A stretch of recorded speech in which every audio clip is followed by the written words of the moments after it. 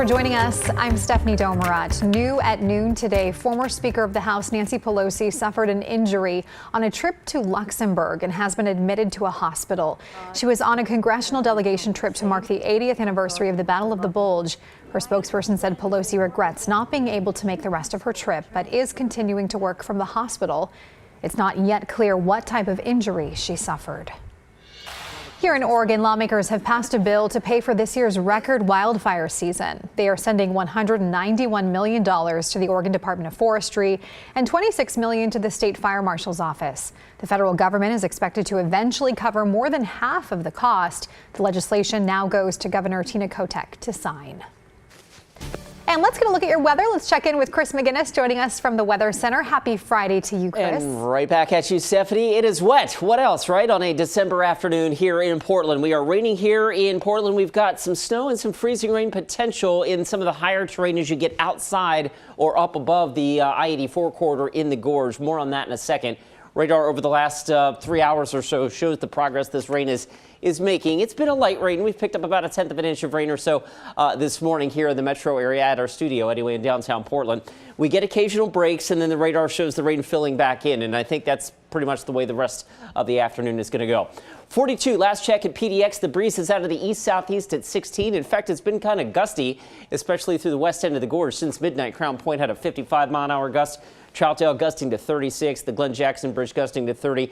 As long as we have that easterly wind component, that keeps temperatures on the cool side. And as I mentioned, there is some wintry weather to be had in the upper Hood River Valley and then in areas outside of the I-84 corridor in the Columbia Basin. And I'll walk you through more on that in just a few minutes. But for now, here in Portland, we are just wet with temperatures in the low 40s for the remainder of this afternoon and into the early evening. The weekend forecast in just a few. Stephanie? Very gray out there. All right, Chris, thank you so much. Authorities in Washington County say a father shot and killed his 16-year-old daughter and then himself. This happened on Wednesday morning at the Baseline Woods Apartments. They say the shooter is 45-year-old Nicholas Alexander. Records show he was a corrections officer and on a leave of absence from work since October. A spokesperson tells us he was the subject of an internal investigation but would not give specific details. We also found out today that Alexander was arrested for DUI on Monday. His daughter was a student at Century High School. If you or someone you know has thoughts of suicide, there is help available anytime. You can dial 988 to speak to a trained crisis counselor 24/7.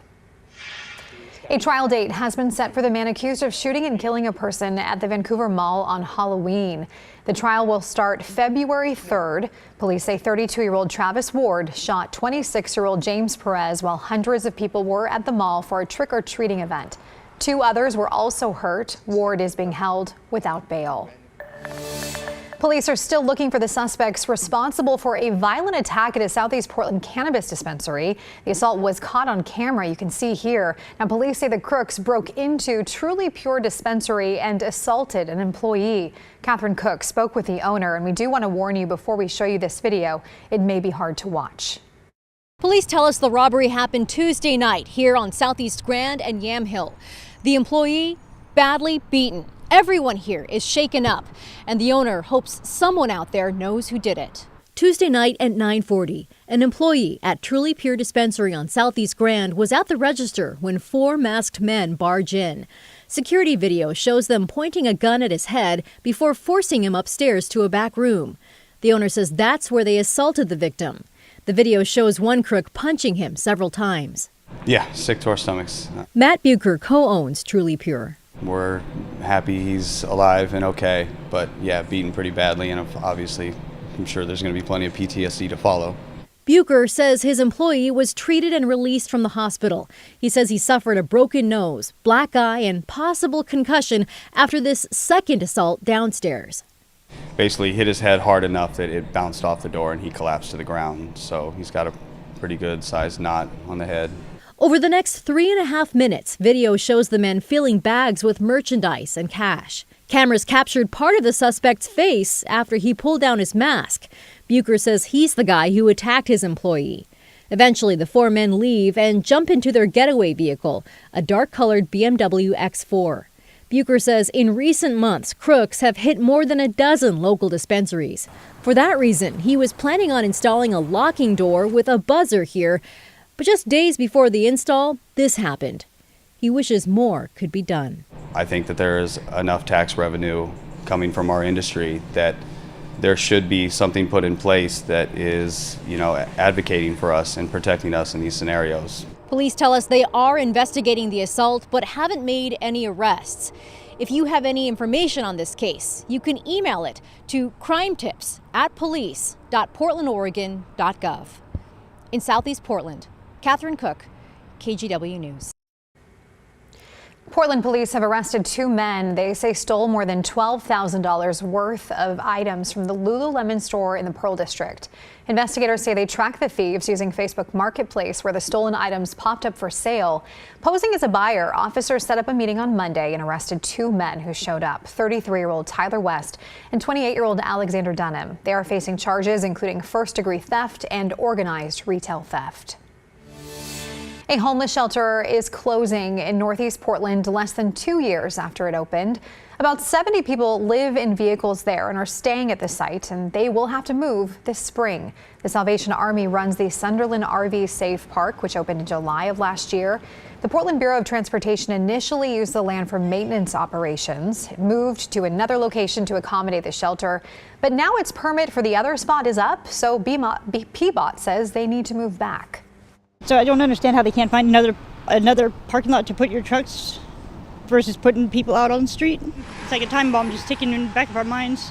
Seems to me a big waste of money for the city and a big lack of understanding between different parts of the city government.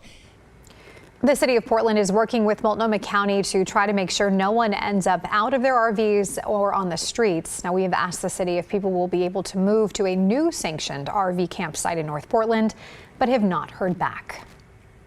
6 cameras have been installed throughout Skamania County that track license plates. The cameras read license plates after a car has driven by and then stores that information in its database for 30 days. The Skamania County Sheriff's Office says they are not meant to catch speeders or spy on people.